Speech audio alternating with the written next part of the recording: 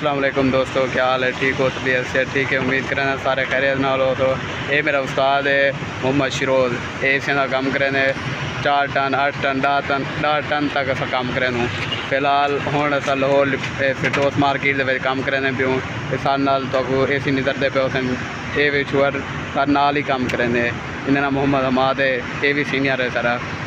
ये जो ए सी लगे पे ये टोटल हूँ अस फिट किए। इन्हें कुछ गैस लीकेज है, कंप्रेसर खराब हैं, चेंज किए से टोटल काम किए से ओके करते। अगर तुसा भी सारे कने काम कराने ए सी का, फ्रिज का, बिजली का, कोई चीज़ का भी अस टोटल काम कर गिनूँ। सब दसाओ, अस नंबर देसूँ, सारे कॉन्टैक्ट करो। भी अल्लाह भी होती